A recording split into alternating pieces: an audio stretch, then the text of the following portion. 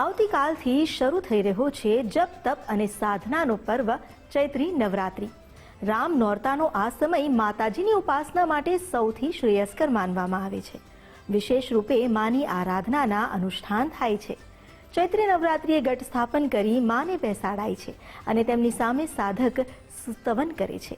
કેવી રીતે ઘટ સ્થાપન કરવું, અનુષ્ઠાન કરવું, જેનાથી આપણી સાધના સિદ્ધ થાય, એ જાણવું ખૂબ જ મહત્વનું છે. તો આવો એ જાણીએ જ્યોતિષાચાર્ય ઉર્વિશકુમાર પંડ્યા પાસેથી.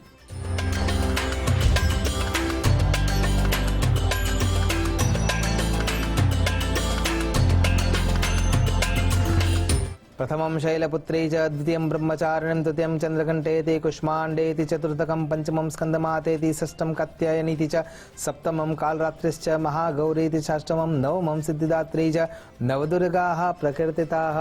नमो नमः. તમારા બધાનું સ્વાગત કરું છું આધ્યાત્મિક મહાશક્તિમાં. ચૈત્ર નવરાત્રિ આવી રહી છે અને એમાં જગદંબાની આરાધનાનો સુયોગ્ય સમય છે.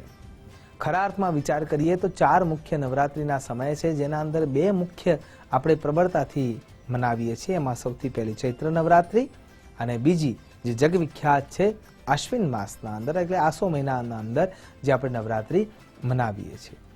પણ જો વિચાર કરવા જઈએ તો આ નવરાત્રિની શરૂઆત એટલે કે ચૈત્ર મહિનાના આધારે છે કે ચૈત્ર પ્રતિપદાના આધારે કેમ છે, એવો તો કયો કારણના વિચાર એના મર્મમાં છે, એના મૂળમાં છે, કે કયો એવો વિચાર છે કે આ જ દિવસને સૌથી પહેલા પસંદ કરવામાં આવ્યો. અને ખરા અર્થમાં જો વિચાર કરીએ તો પ્રતિપદાથી માંડીને નોમ સુધીનું આ એક વ્રત છે અને એ વ્રત ક્યાંક ને ક્યાંક કોઈ રીતે આપણા સાથે સંજોવાયેલું છે.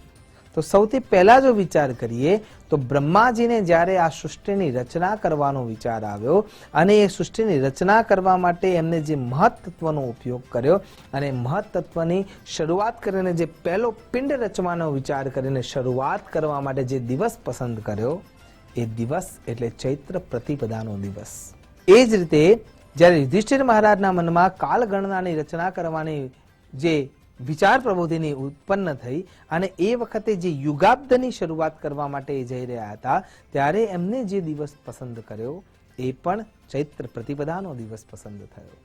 એ જ રીતે ઉજ્જૈનના જે રાજા હતા વિક્રમાદિત્ય, એમને પણ જ્યારે કાલગણનાની રચના કરવાનો વિચાર કર્યો, સમયને બાંધવાનો વિચાર કર્યો, એક સુયોગ્ય કેલેન્ડર બનવાનો વિચાર કર્યો અને એ વિચારને પ્રતિપાદિત કરવાની જે શરૂઆત કરવાનો દિવસ પસંદ કરવામાં આવ્યો, એ પણ ચૈત્ય પ્રતિપદાનો જ દિવસ હતો. ઇવન દયાનંદ સરસ્વતીએ જ્યારે આર્ય સમાજની સ્થાપના કરવાનો વિચાર કર્યો, ત્યારે પણ જે દિવસ પસંદ કરવામાં આવ્યો એ પણ ચૈત્ર પ્રતિપદાનો જ દિવસ રાખવામાં આવ્યો. એટલે કે નવા વર્ષની જે શરૂઆત કરવી છે, ગુડી પડવો પણ એટલે જ ત્યાં મનાવવામાં આવે છે કે કેમ કે નવા વર્ષની શરૂઆત, આપણું જે ખરા અર્થનું જે નવું વર્ષ છે એ ચૈત્ર માસથી શરૂ થાય છે અને એટલા માટે આ દિવસ આપણા માટે મુખ્ય છે. તો આ 9 દેવીઓની આરાધના અને એના અંદરથી શક્તિ મેળવવાની વ્યવસ્થા એ આ વ્રતનું મુખ્ય કેન્દ્ર છે. પ્રથમમ શૈલપુત્રી છે, જેના અંદર સ્થિરતા છે, જે પર્વતમાંથી જન્મી છે. પર્વતજા એટલે કે પાર્વતી દેવીની જે આરાધના કરવી છે, એમના જેમ વ્રત વિધિ વિધાન કરવા માટે અથવા તપશ્ચર્યા કરવા માટે મનને તૈયાર કરવું છે અને મનને જે દિવસથી સ્થિર કરીને તપશ્ચર્યામાં રત કરવું છે, જેની શરૂઆત કરવી છે, શ્રી ગણેશ કરવા છે, એનો જે શ્રેષ્ઠ સમય છે એ પ્રથમમ શૈલપુત્રી છે. શૈલપુત્રી દેવીની આરાધના થકી આપણે આપણા મનમાં સ્થિરતા લાવીએ. દ્વિતીયમ બ્રહ્મચારિણી, એ રસ્તાને પ્રાપ્ત કરવું છે. પર બ્રહ્મને લક્ષ્ય બનાવીને જ્યારે આપણે સાધનામાં ડૂબી રહ્યા છીએ તો દ્વિતીયમ બ્રહ્મચારિણી, બ્રહ્મચિંતેષુ બ્રાહ્મણ, એ બ્રહ્મનું ચિંતન કરવા માટે બ્રહ્મચર્યના વ્રતને પાલિત કરવાની જે શક્તિ જોઈએ છે એ બ્રહ્મચારિણી રૂપે આપણને પ્રાપ્ત થાય છે. તૃતીયમ ચંદ્રઘંટેતી, જેમ ચંદ્રની આભા વધતી જતી હોય છે પૂર્ણિમા સુધીના અંદર, એમ આપણા શરીરના અંદર તપની ઉર્જા વધતી જાય અને ચંદ્ર ઘંટા રૂપે માં જગદંબા આપણને એ શ્વેત સૌમ્ય તેજ આપતી જાય, એ માટે આ તૃતીય દિવસ હોય છે. ત્યારબાદ કુષ્માંડેતી ચતુર્થકમ, જે ચોથું રૂપ છે એ કુષ્માંડા છે. માં જગદંબા પરાંબા આપણા શરીરના અંદર પાલન પોષણ કરવાની શક્તિ મૂકે. તપશ્ચર્યામાં તમે જે ઉપવાસ કરી રહ્યા છો, વ્રતના અંદર અનુબંધિત થઈ રહ્યા છો, વ્રત વિધિ વિધાન નિયમને પાલિત કરી રહ્યા છો, છતાંય એના અંદર ઉર્જા ઓછી ના થાય, એમાં જગદંબા કુષ્માંડા મૂકે છે. અને ત્યારબાદ સ્કંદ માતા એટલે કે જે ષડાનનની શક્તિ છે, કાર્તિક સ્વામીની જે શક્તિ છે, એ શક્તિ આપણે અનુભૂત કરતા થઈએ, એ શક્તિવંતતા શૌર્યતા એમાં વધતી જાય. એટલા માટે કુષ્માંડા રૂપે આપણે જે શક્તિ મેળવીએ, સ્કંદ માતા એને પોષિત કરી રહી છે.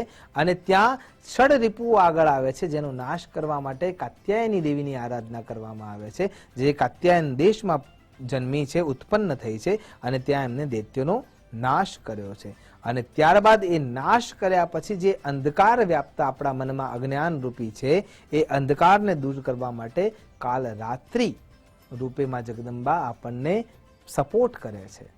એ આપણા મનના અંદર જે અનીતિ છે, અંધકાર છે, અજ્ઞાનતા છે, એ બધા જ લેયરોને દૂર કરીને જ્ઞાનવંત પ્રકાશ આપે છે. અને એ વખતે જ્યારે આપણે અનુષ્ઠાનમાં આગળ જઈ રહ્યા છીએ, ત્યારે મહાગૌરી ચાષ્ટમમ સર્વદોષના નાશક રૂપે મહાગૌરી ત્યાં આપણને મદદ કરે છે. અને જ્યારે આ ક્રિયામાંથી આપણે આગળ જઈએ છીએ, ત્યારે છેલ્લી પરીક્ષા આપવી પડે છે. નવમમ સિદ્ધિદાત્રી ચ નવદુર્ગા પ્રકૃતા. નવમી જે સ્થિતિ છે એ સિદ્ધિદાત્રી છે. 8 પ્રકારની જે સિદ્ધિઓ છે, અણિમા, લગીમા, ગરિમા, મહિમા, પ્રાપ્તિ, પ્રાકામ્ય, ઈશિત્વ, વશિત્વ, જાચીએ ગિરિજાપતિ કાશી, જાસુ ભવન અણિમાદિકદાસી, અવઢરદાની દ્રવત પુનિથોરે, દેખીને સખત દીન કર જોરે.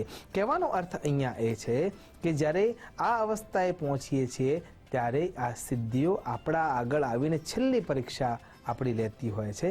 અને જ્યારે આપણે એનાથી પરે જઈએ છીએ, ત્યારે જગદંબાનું સાક્ષાત સ્વરૂપ આપણા માટે તત્પર હોય છે, અને આપણે એના સંતાન રૂપે એને પ્રાકૃત કહીએ છીએ. તો ઘટસ્થાપનની ક્રિયા આ દિવસે કરવી જોઈએ. ઘટસ્થાપન કેવી રીતે કરીશું? તો સૌથી પહેલા જે માટીનો પિંડ રૂપે આપણું શરીર બન્યું છે, એ પિંડના પ્રતીક રૂપે ત્યાં ગરબો રાખવામાં આવે છે, અથવા માટીનો કુંજ અથવા માટલું રાખવામાં આવે છે, જેના નીચે આપણે માટીનું ખામણું તૈયાર કર્યું છે. એમાં કાળા રંગ સિવાયના જે સપ્તધાન્ય છે, જેમાં કઠોળ પણ આવી જાય છે, એ સપ્તધાન્ય આપણે એકત્ર કર્યા છે, એ ખામણામાં મૂકી દીધા છે. ઉપર થોડું પાણી પધરાવી દીધું છે ગંગાજળ રૂપે.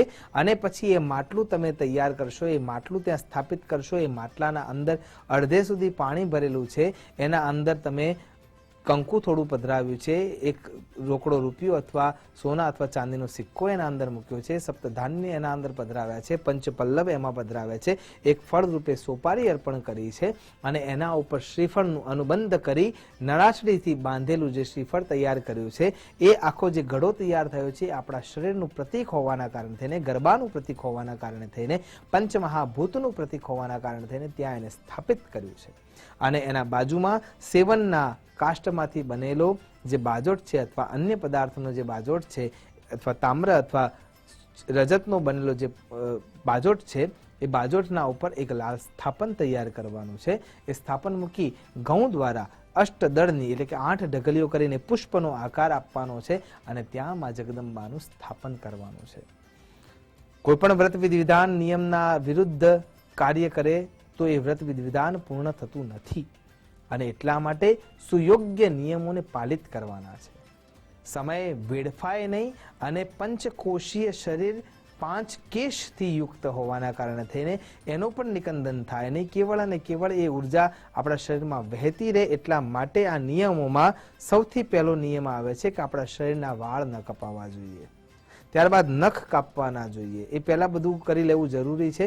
અને પછી આ જે 10 દિવસનું તમે અનુષ્ઠાન કરી રહ્યા છો, 9 દિવસના તમે ઉપવાસ વ્રત વિધિ વિધાન કર્યા છે, અને 10મા દિવસનું જે પારણ ના કરેલો, ત્યાં સુધી તમારે એ ક્રિયાઓનો ત્યાગ કરવો રહ્યો. સતતમ બ્રહ્મચારિણ, સતત બ્રહ્મચર્યનું પાલન કરવું જોઈએ. મા દુષ્ટ ભાષણા સંતો મા સંતો પરનિંદક, ખરાબ શબ્દોનો ઉપયોગ ના થવો જોઈએ, અને અન્યની નિંદા થવી ના જોઈએ. અક્રોધના, સતતમ બ્રહ્મચારિણા, અક્રોધી થવું જોઈએ. ક્રોધ તમારા આજુબાજુમાં આવવો જોઈએ નહીં. અને સમય મોબાઈલ કે અન્ય વસ્તુઓ પાછળ વેડફવાની જગ્યાએ કેવળ અને કેવળ જપ કર્મથી, નામ સ્મરણથી, મંત્ર સ્મરણથી તમારે આરાધના કરવાની શરૂઆત કરવી જોઈએ. ત્યાં મા જગદંબાનું જે સ્થાપન કર્યું છે એમાં માતાજીના જમણા હાથે ઘીનો દીવો અખંડ અને ડાબી બાજુ તેલનો અખંડ દીવો કરવો જોઈએ. એક સેવનનું પાન અથવા નાગરવેલનું પાન એના આસન પર મા જગદંબાને જે ગૌનું તમે સ્થાપન કર્યું છે એના ઉપર એ પાનનું આસન આપી અને પછી મા જગદંબાની ષોડશોપચાર પૂજા અર્ચના આરાધના કરવી જોઈએ.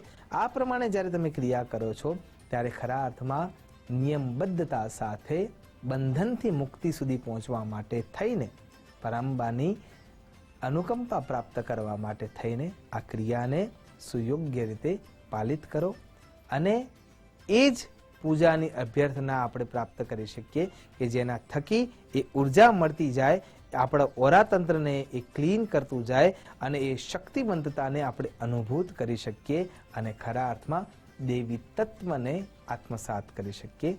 એ જ અનુકંપાને પ્રાપ્ત કરવાની મહેચ્છા સાથે નમો નમઃ અસ્તુ સદા શિવોહમ.